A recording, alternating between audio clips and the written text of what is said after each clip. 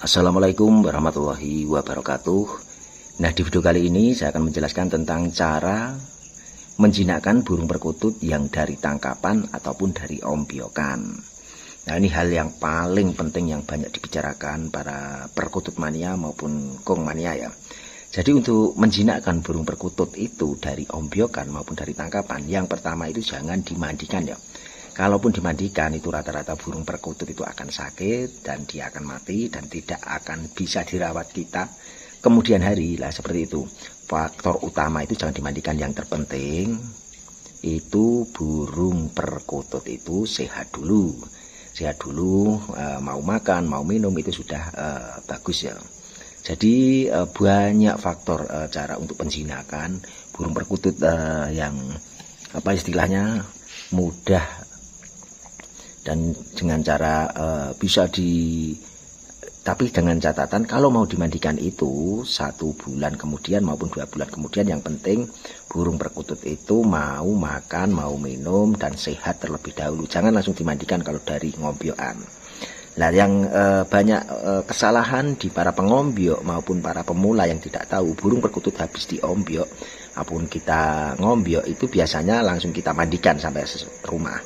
Dan terkadang burung perkutut itu akan sakit dan malas-malasan untuk dia makan, itu dia langsung mengalami drop, sakit ya, seperti itu. Jadi banyak ya, karena burung perkutut kalau sakit dia akan menyebabkan perkutut itu nyilet. Apa itu nyilet? Nyilet itu adalah dia kurus, tubuhnya kurus dan bagian dada itu adalah nyilet ya. Dan tanda-tanda yang burung perkutut bisa diamati burung perkutut nyilet itu, yang pertama adalah perubahan aktivitas ataupun perubahan perilaku ya. Perilaku untuk burung perkutut itu kita harus tahu, harus mengenali, karena perilaku yang burung perkutut sakit harus bagaimana, burung perkutut yang tidak mau makan maupun burung perkutut yang mencret dan sebagainya. Dan yang kedua adalah perubahan volume dan kepekaan burung perkutut tersebut maupun perubahan kotoran.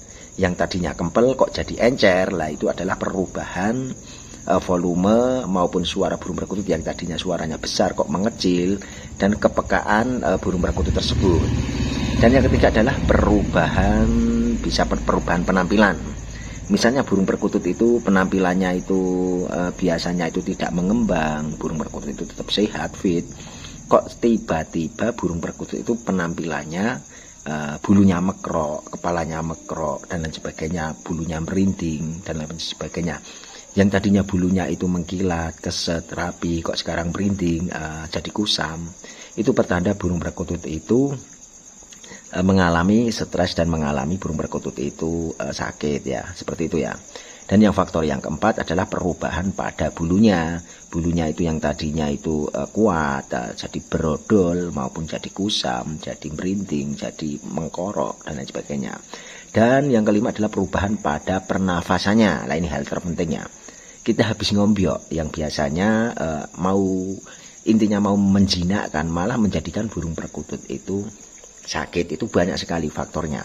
Kenapa burung perkutut sakit? Kenapa burung perkutut itu pas saya ngombyok, pas waktu kita ngombyok itu, burung perkutut itu yang tadinya sehat pas di ombyokan sampai rumah dimandikan.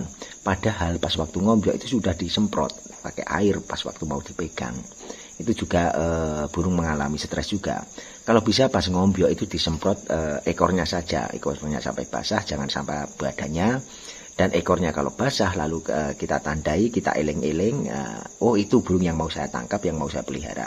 Kita pegang, tetapi pas diombyokan itu nyemprot ekornya saja, seperti itu.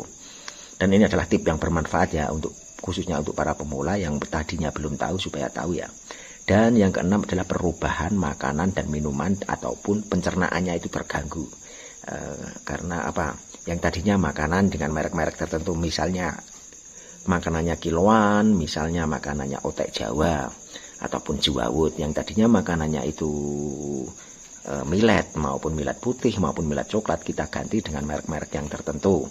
Ataupun sebaliknya, kita biasanya ngasih merek-merek tertentu seperti Ponik, seperti Golcoin, seperti merek-merek buatan teman-teman kita yang ada di home industry, itu semuanya bagus, tetapi tergantung kebiasaannya. Bisa dilihat dari kotorannya, bila mana burung perkutut itu cocok, kotorannya juga akan kempel, kering, bulat-bulat. dan tidak encer seperti itu. Dan burung sakit ataupun sehat karena nyilet ataupun kita ngombyok yang tadinya fungsinya untuk penjinakan tetapi kok malah sakit, itu kita harus tahu penanganannya seperti itu. Dan terlihat kita itu istilahnya mempunyai ilmu titen juga kembali ke diri kita yang bagaimana mengatasi burung perkutut sakit tersebut dengan obat-obat herbal maupun multivitamin maupun dengan rawatan-rawatan jemur seperti itu. Yang terpenting jangan dimandikan terlebih dahulu untuk burung perkutut ombyokan, perlu digarisbawahi ya. Sekali lagi saya sering menyarankan, saya sering bicara, saya sering ngomong kenapa burung perkutut ombyokan jangan dimandikan terlebih dahulu seperti itu, karena tadi yang saya sebutkan tadi ya seperti itu. Dan bisa dilihat juga dari nafsu makannya. Nah, ini kalau burung perkutut sakit habis dimandikan yang tadinya fungsinya untuk penjinakan maupun untuk membuat burung jinak, entah itu dari ombyokan maupun dari tangkapan alam, tetapi malah sakit ya. Karena makanannya yang tadinya nafsu makannya di ombyokan itu dia itu makannya lahap, makannya banyak. Pas kita rawat, kita mandikan kok makannya sedikit. Kotorannya jemek, kotorannya hijau, kotorannya encer. Nah itu pertanda burung perkutut itu kurang sehat. Nah kalau kita milih di ombyokan itu dia yang mau makan, dia yang mau dia itu makannya lahap, dia gesit, dia sorot matanya tajam, bulunya bagus, itu pertanda burung sehat. Jadi kita bisa memilihnya, apalagi diimbangi dengan burung perkutut itu rajin bunyi, rajin manggung, rajin gacor, otomatis burung perkutut itu menandakan burung perkutut itu sehat, seperti itu ya. Dan sehingga perkutut jadi kurus kalau kita menyemprotnya, burung tidak mau makan, itu yang penyebab burung perkutut yang tadinya sehat di ombyokan lalu sakit pas waktu kita bawa, seperti itu. Dan ciri-ciri burung perkutut nyilat itu kita harus pahami. Burung perkutut di ombyokan yang tadinya niatnya kita itu bagus, niatnya kita itu baik, tetapi malah burung perkutut menjadi sakit, lah itu kita harus tahu ya, seperti itu.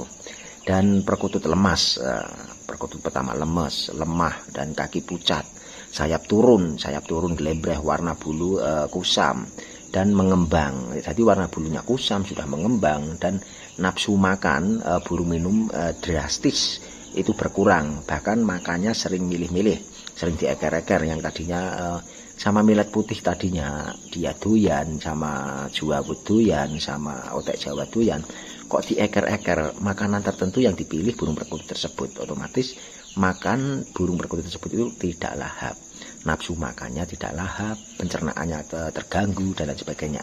Dan burung sering banyak minum ya, banyak minum karena tubuh itu mengalami dehidrasi sehingga kotoran jadi encer. Jadi makanannya kurang, burung sering banyak minum, lah itu mempertandakan burung perkutut itu kurang sehat.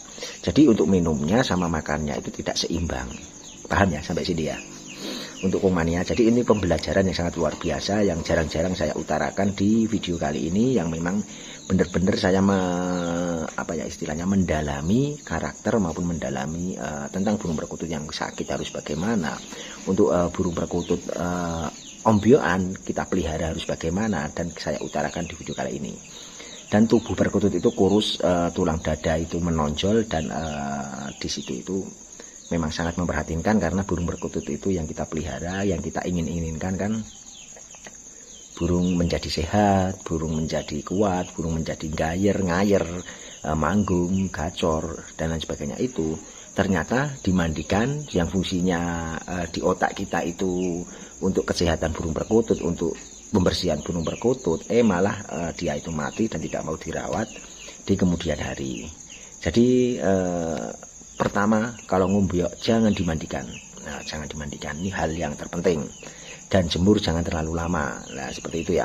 Gerak-gerik burung perkutut itu akan lincah pas waktu diombyokan, tetapi akan layu, akan tidak lincah pas waktu kita habis memandikannya, karena burung mengalami stres. Yang pertama, logikanya seperti ini. Burung itu pas waktu kita ngombyok, pas waktu kita mendapatkan diombyokan, kan burung mengalami stres. Dia di banyak orang, istilahnya di banyak perkutut diombyokan. Sebelumnya dia itu melewati perjalanan pengiriman dari entah itu dari Jawa Timur, entah itu dari Jawa Barat maupun dari luar Jawa, yang dikirim ke pengombyok ataupun pengepul, itu juga mengalami stres karena mengalami perjalanan entah itu 1 hari, entah itu 2 hari, lah itu burung mengalami stres. Dan selanjutnya burung perkutut itu kita pelihara, kita mandikan, otomatis burung tambah stres lagi. Jadi tingkat stresnya itu bertahap, bertubi dan meningkat level stresnya sehingga burung tidak mau makan. Nah, disitulah penyebab burung perkutut itu sakit dan penyebab burung perkutut itu tidak mau dipelihara, seperti itu. Jadi banyak. Dan faktor untuk penjinakan yang baik harus bagaimana, Mas Agung? Nah, pertanyaan di sini itu hal yang pentingnya. Banyak pertanyaan-pertanyaan seperti itu yang harus saya jawab. Karena banyak para subscriber itu bertanya seperti itu. Pertama, untuk penjinakan selalu disanding dulu, selalu diperhatikan, pemberian selalu dipegang, malah nggak apa-apa, selalu dipegang dengan kepala di jari tengah sama jari telunjuk, kita pegang, kita elus-elus, kita istilahnya kita manjakan lah. Otomatis lama-lama itu burung akan jinak. Dan kalau zaman dahulu, orang zaman dahulu itu menjinakkan burung perkutut itu dikasih minum air liur kita sendiri. Selain itu kita pijit-pijit bagian telapak kaki, kita pijit-pijit bagian ketiak kiri kanan ataupun bagian pangkal sayap kiri kanan, dan bagian kepala, punggung, dan bagian apa istilahnya punggung atas, punggung bawah. Itu lama-lama kita pelihara akan jinak dengan sendirinya, seperti itu. Dan kalau untuk burung perkutut ombyokan yang harus kita jinakkan itu ya seperti itu. Kita sering berinteraksi lah, kita pas waktu kita minum teh anget maupun es teh, maupun kita minum kopi, maupun kita minum air putih, maupun kita minum susu, lah itu kita sanding di samping kita, entah itu kiri kita, kanan kita, maupun di depan kita, taruh aja di meja. Otomatis burung perkutut selalu melihat kita, burung tahu akan apa istilahnya, tahu dengan kita, bagaimana kita merawatnya. Otomatis kontak batin yang ada di burung perkutut itu akan terjalin dengan sinkronisasi antara pemilik sama ataupun perawat sama burung tersebut, seperti itu. Jadi apa ya, perawatan burung perkutut itu tidak cuma di faktor jasmaniah saja, kita juga mengedepankan juga faktor lahiriah. Kita harus tahu burung itu dibuat senyaman mungkin.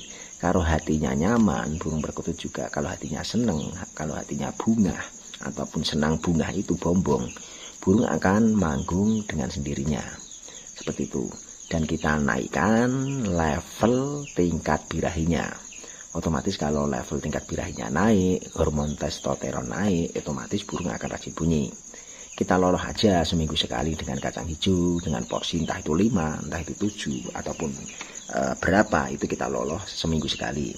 Kita loloh juga bisa minyak ikan, kita loloh juga bisa dengan undur-undur menaikkan birahi, ataupun makanan tambahan kita bisa memberikan ketan hitam, nah, seperti itu. Jadi ataupun beras merah, ataupun kita lolos dengan daun saga. Kalau bahasa Jawa itu sogo telik ya.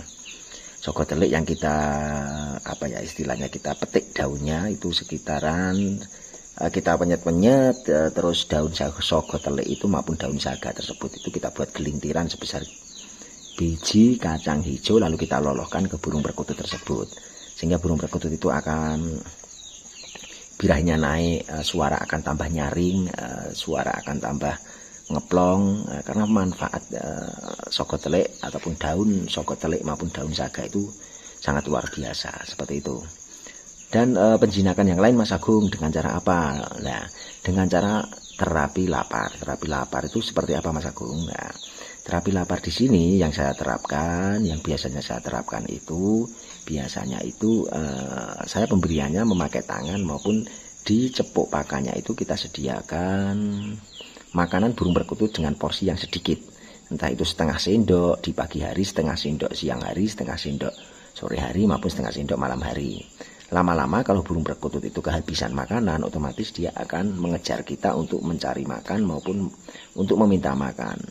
Nah, kalau burung perkutut sudah mengejar kita untuk mencari makan maupun meminta makan kepada kita, kita sodorkan saja pakai tangan dengan dikasih millet maupun dikasih otek Jawa maupun jawawut, kita sodorkan melewati pintu, nah dia akan makan di tangan kita.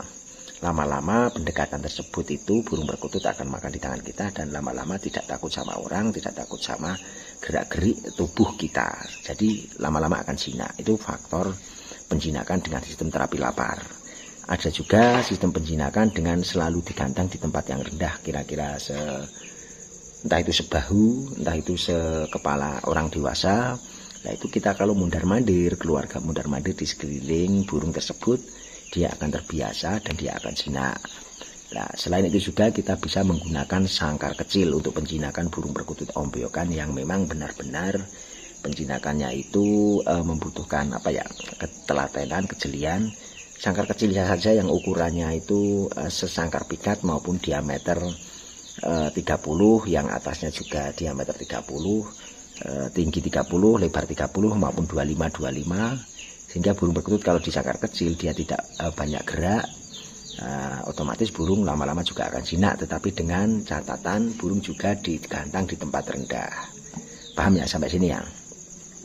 Jadi untuk penjinakan burung perkutut ombyokan maupun burung perkutut bahan, entah itu dari pikat, dari ombyokan di pedagang maupun dari ombyokan di alam, ya seperti itu. Itu yang saya terapkan di burung perkutut saya sehingga burung perkutut saya itu jinak. Seperti itu. Jadi kendala untuk para pemula untuk menjinakkan burung perkutut itu macam-macam. Kadang Mas Agung manuk kuki wis tak rawat, wis kurang luweh itu 1 tahun, bahkan ada yang 2 tahun, ada yang 3 tahun. Kok selama ini tidak jinak-jinak? Kok selama ini burung perkutut saya itu tetap gesit, tetap giras? Solusinya Mas Agung bagaimana? Tolong memberi pencerahannya.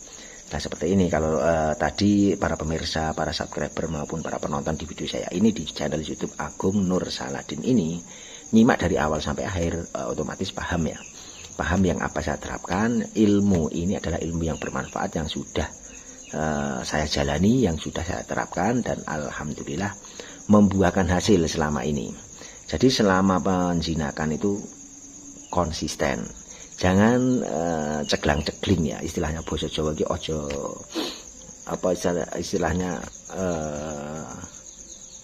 kadang hari Senin, kadang bulan depan lagi, kadang 3 bulan depan lagi untuk bersemangat untuk menjinakkan. Tetapi kita harus konsisten setiap hari dengan terapi yang saya jelaskan tersebut. Otomatis insya Allah burung perkutut akan tambah jinak dan mendoro, seperti itu. Dan manfaat burung perkutut jinak itu bagaimana tuh Mas Agung? Kok orang sering membicarakan senang burung perkutut jinak daripada burung perkutut yang gesit ataupun giras. Pertama, kalau untuk faktor jangka panjang, burung perkutut jinak itu akan bisa dibuat mainan di arena latbers maupun lomba perkutut, seperti itu. Dan kalau untuk terasan, dia akan lebih membanggakan pemiliknya karena lebih tidak takut dengan sekeliling dan lebih rajin manggung, seperti itu ya. Dan selanjutnya itu kenapa harus jinak? Ya karena burung perkutut kalau dia manggung, dia gajer itu dia otomatis tidak takut ya. Jadi pemilik juga bangga, pemilik juga senang. Dan kalau disuruh memilih untuk para pengombyok maupun para pemikat, burung perkutut giras sama burung perkutut jinak, otomatis semua orang memilih burung perkutut yang jinak, seperti itu. Jadi kita tahu ya gerak-gerik burung perkutut. Dan yang terpenting ini faktor yang paling penting juga.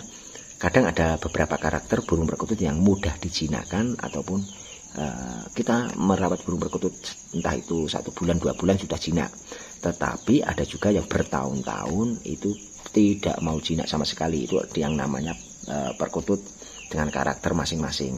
Jadi kita tahu karakter ya. Oh, burung perkutut yang karakternya jinak itu seperti apa, burung perkutut yang tidak mudah jinak itu seperti apa. Jadi seperti itu. Istilah orang itu karakternya, ada orang yang pendiam, ada orang yang anteng, suka anteng, dan juga ada orang yang suka usil, dia suka jahil, dia suka gerak-geriknya itu dia suka pola. Nah, itu seperti itu. Karakter orang sama karakter burung perkutut itu memang tidak jauh beda ya, seperti itu. Dan para pengombyok ini saya dulu juga suka pengombyok burung perkutut. Entah itu yang saya pilih, entah itu dari burung perkutut katuranggan, entah itu dari burung perkutut yang mudah istilahnya manggung, dia duduk-duduk dengan suara besar. Biasanya saya pilih, biasanya katuranggan tertentu, entah itu katuranggan burung perkutut Banyumili, katuranggan burung perkutut Rajawana, maupun katuranggan burung perkutut Rajak Wesi maupun Songgo Buwono dan lain sebagainya. Itu sering saya memilih-milih burung perkutut diombyokan dengan beberapa katuranggan. Tetapi ya dengan perawatan tersebut saya tidak, yang awal-awal dulu pengalaman saya bisa menjelaskan di sini. Awal-awal saya ngombyok, setelah saya mandikan, alhasil dia burung perkutut tersebut mati. Dan setelah tidak saya mandikan kok sehat-sehat, otomatis burung perkutut saya menyimpulkan kalau setelah ngombyok jangan dimandikan. Tetapi kalau burung perkutut sehat, pas waktu entah itu 1 bulan kemudian, 2 bulan kemudian, 3 bulan kemudian boleh dimandikan. Karena apa? Di alamnya burung perkutut itu tidak mandi air, dia itu mandi dengan air sama tanah yang bluduk, tanah yang serpihan-serpihan tanah maupun tanah yang kering, di mana di situ kubangan-kubangan tanah kering, di mana itu bleduk basa Jawa nih. Dia mandi bleduk, dia mandi tanah dengan tanah yang halus. Nah, di situ dia mandi sesipu, namanya basa Jawa itu sesipu. Seperti itu. Jadi jangan gencar-gencar kita memandikan burung perkutut, walaupun itu dengan faktor penjinakan ya. Bisa faktor penjinakan memandikan burung perkutut, tetapi setelah ngombyok, entah itu selang 1 bulan maupun 2 bulan maupun 3 bulan, yang terpenting burung perkutut itu sehat dulu, mau makan lahap dulu, mau minum lahap dulu, dan kita mandikan dengan proses untuk penjinakan itu boleh. Seperti itu. Tetapi terkadang banyak orang yang juga tahu ciri istilahnya, tahu tipnya, sudah tahu burung perkutut itu habis ngombyok dimandikan itu akan mati, tetapi dia kadang-kadang nekat, kadang-kadang tangannya gatel untuk memandikan. Nah, seperti itu. Ini yang harus istilahnya kita sendiri yang harus mempunyai rasa, mempunyai tepo seliro kepada burung perkutut tersebut. Oh, nek burung perkutut lagi stres, nek saya mandikan akan lebih stres lagi, akan tambah sakit lagi. Jadi hati kita yang peka ya, yang mempunyai kepekaan sendiri, kalau bisa jangan dimandikan, yang terpenting burung hidup dulu, seperti itu. Nah, karena sudah panjang lebar ya, saya menjelaskan di video kali ini, mudah-mudahan bermanfaat untuk kita semua ya. Pokoknya di video kali ini ambil sisi positifnya, buang sisi negatifnya, jangan diambil mentah-mentah ulasan dari saya ini.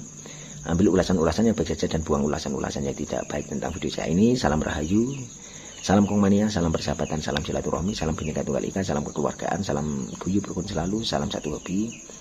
Akhir kata, wabillahi taufiq wal hidayah. Wassalamualaikum warahmatullahi wabarakatuh.